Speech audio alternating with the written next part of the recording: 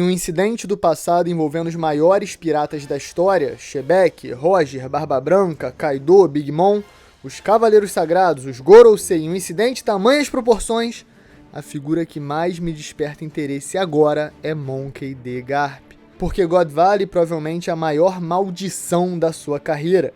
O dia que teria quebrado um homem de menor resolução. Segundo a história reportada por Sengoku, esse foi o dia em que Garp passou a ser conhecido como o herói da marinha. A essa altura, ele certamente já era o membro mais poderoso da organização. Se degladiando rotineiramente com Roger e Xebec, ele sozinho era praticamente a força que mantinha o respeito e comando da marinha em todos os oceanos da obra.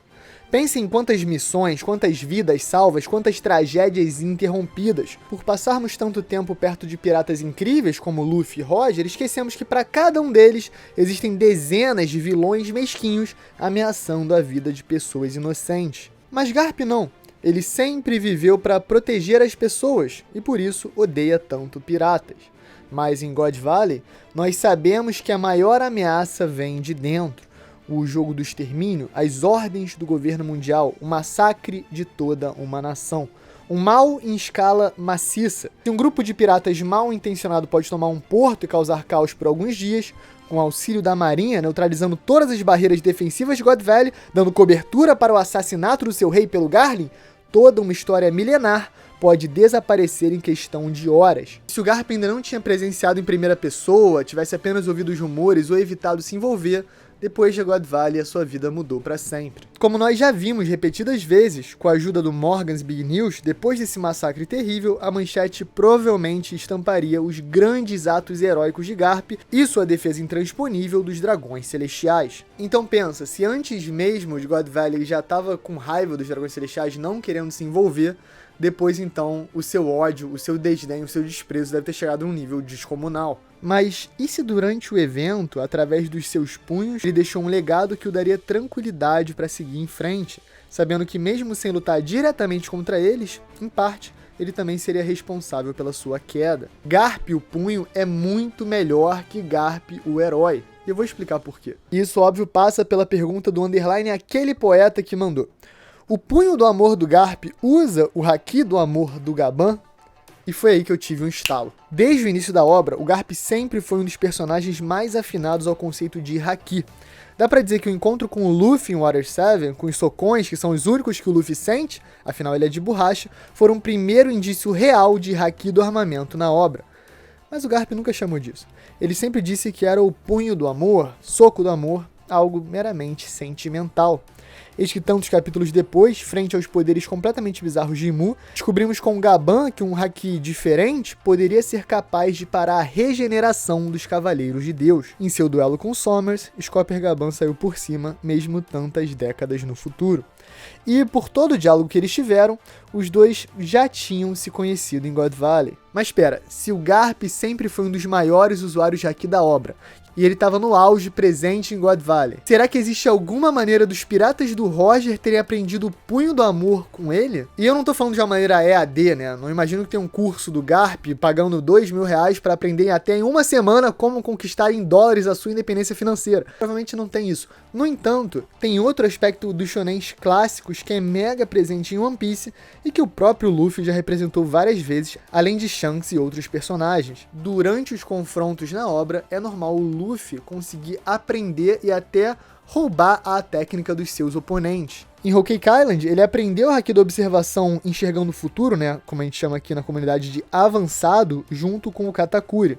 Depois, em um ano, ele aprendeu o haki do rei ofensivo, entre aspas, né, no seu duelo contra o Kaido.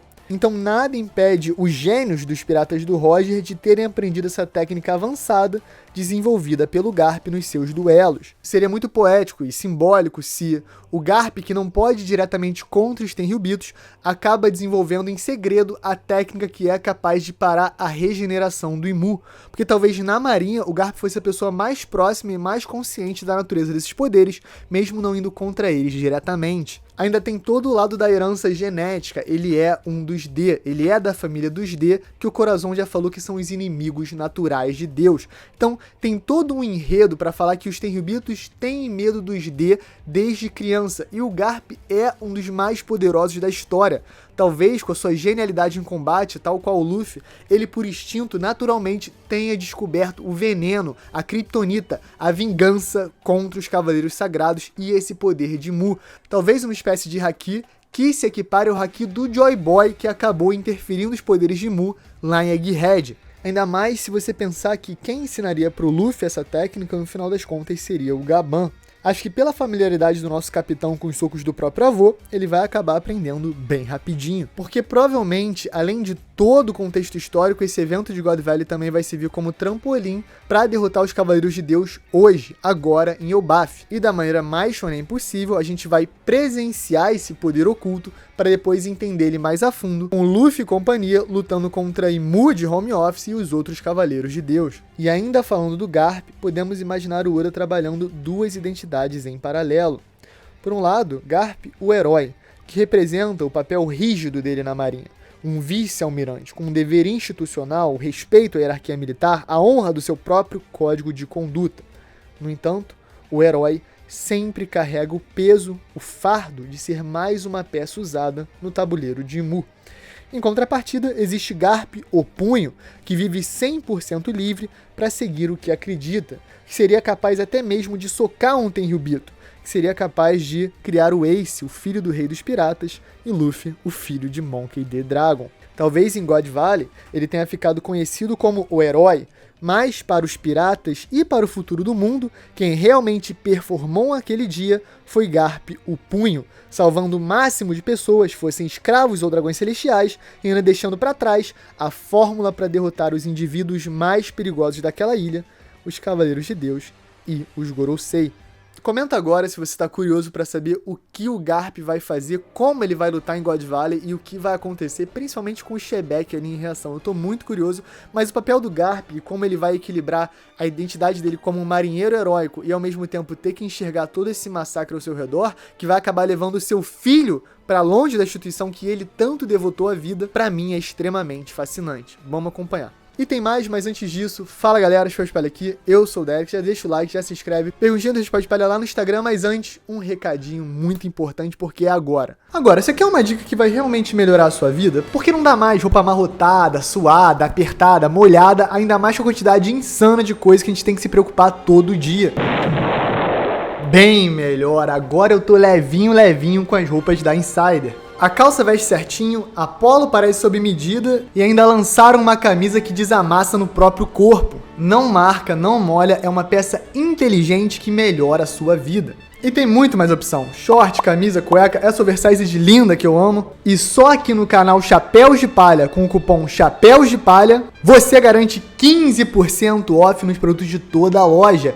E digo mais, setembro é o mês do cliente, então entre o dia 15 e 20 desse mês você pode acumular o cupom Chapéus de Palha com o desconto do site e chegar até 50% off. É insano, mas não é insanidade, é o que eu falei, a Insider é diferenciada e se quiser não se preocupar com mais nada, entra no site, lança o cupom Chapéus de Palha, links agora na descrição, no comentário, clica e bora! Então galera, até dia 20 de setembro é a boa, é quente, vai acumular o nosso cupom Chapéus de Palha, junto com os cupons do site, você pode chegar até 50% off, então já clica aí, já dá essa moral pra gente, já dá essa levantada no canal e ainda leva um monte de roupa maravilhosa pra casa, não tem melhor acordo. Então é isso galera, deixa o like, se inscreve, chama a vinheta e let's go!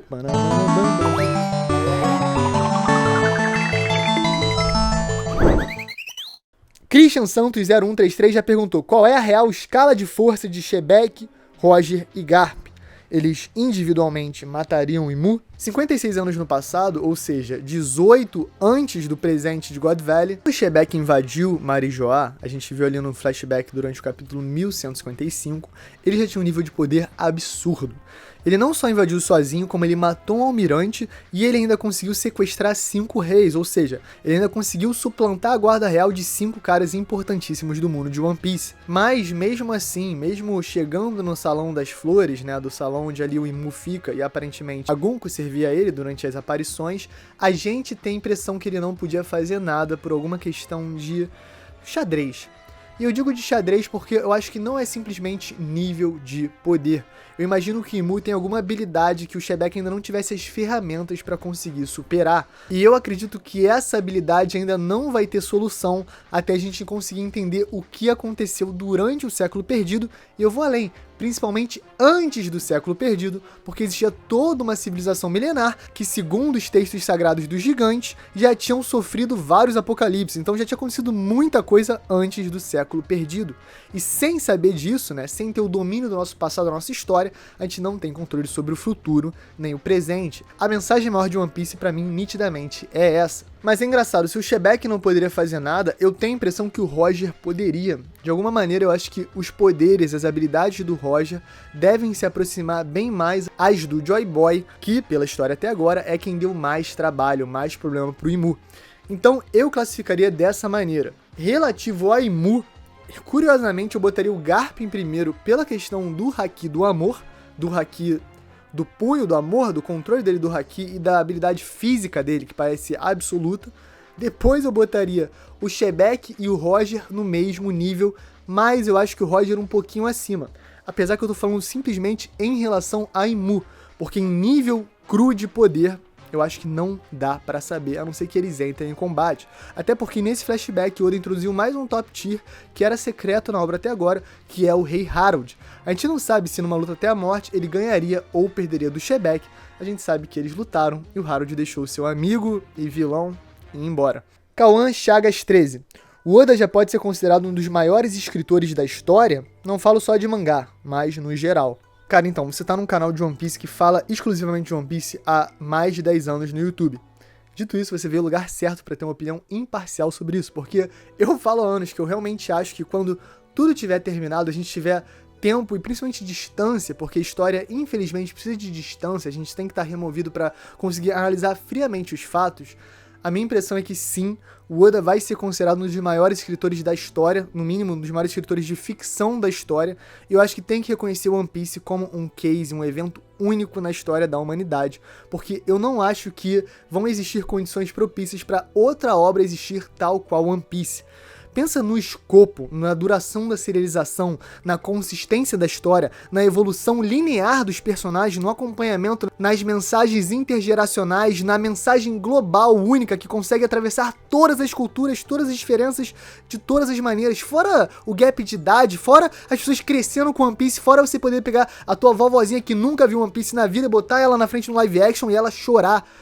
Cara, eu realmente não consigo imaginar nenhuma outra obra de ficção que consiga realmente se equiparar nesses contextos tão únicos e tão particulares de One Piece, que transcende tantas mídias diferentes.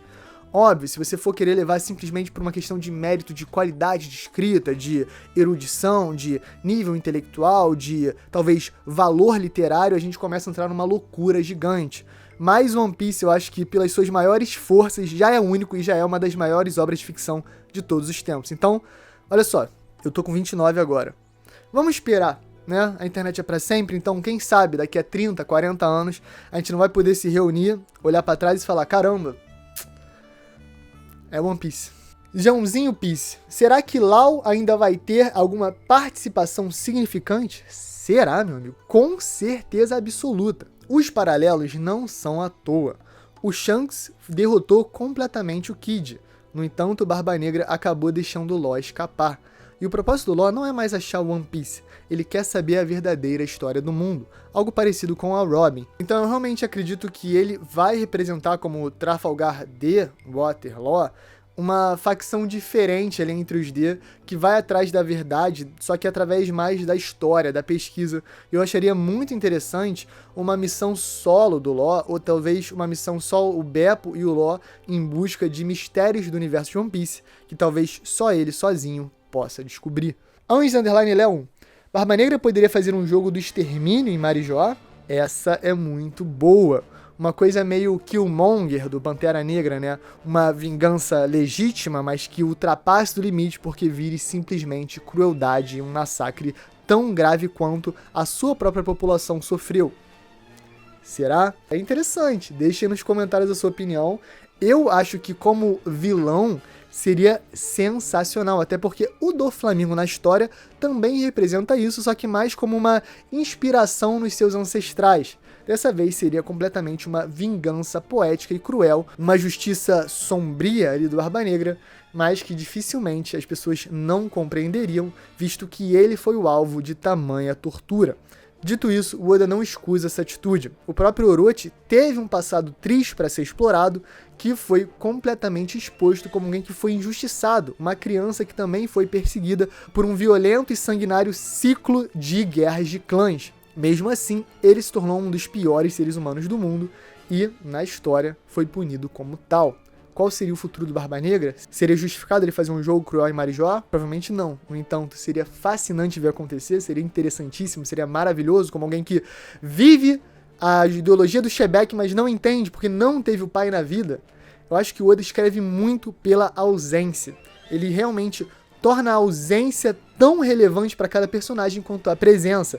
E a ausência do pai, a ausência do Shebeck na vida do Barba Negra, certamente eu espero que molde ele para ser esse vilão distorcido que a gente tanto tá interessado. Iago Luterni mandou: descartado 100% Bug, filho de Shebeck? Cara, eu já falei isso outras vezes. Não dá pra confiar em Eiichiro Oda. Ele baixa a tua guarda, ele te deixa completamente bobo e depois ele fala, era óbvio, era óbvio. Gente, era óbvio. Eu não vou falar aqui de novo. A cara do Shebeck entrando é metade da recompensa do Bug e metade da cara do Barba Negra. Pode ser só um bait, mas eu acho que o Oda tá querendo de propósito fazer a gente pensar que não é possível pra depois revelar um Bug de Shebeck. Quer dizer, um David Bug. David Bug! Galera, é isso. Esse foi a Respostinha de Palha. Deixa o like, se inscreve, links aqui na descrição. Checa o bagulho da Insider, pois você não vai achar desconto maior do que aqui no nosso canal hoje, nesse dia. Então, dá essa moral pra gente. Alanzito, muito obrigado pela edição, como sempre. Você é craque. Um beijo e um queijo pra galera. E é isso, galera. Um beijo, um queijo e valeu. Ah, pera! Vocês gostaram da minha teoria dos The Buccaneers, né? Aqui, ó, o meu boné, ó. Olha eu de boné, olha eu de boné, sem boné. Que diferença que é. Ó, Tampa Bay Buccaneers. Buccaneers, ó, ó, ó. É isso. É isso, galera. Um beijo, um queijo e valeu.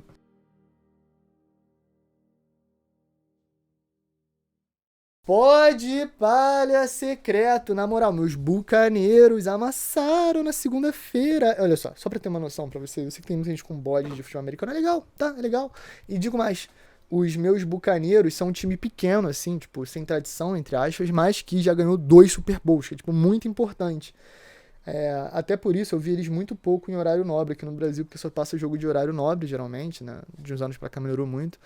Mas é isso. Segunda-feira meu time amassou e o Mengão, se tudo der certo, vai amassar a quinta também. E é nóis. Um beijo, um queijo, galera. Valeu!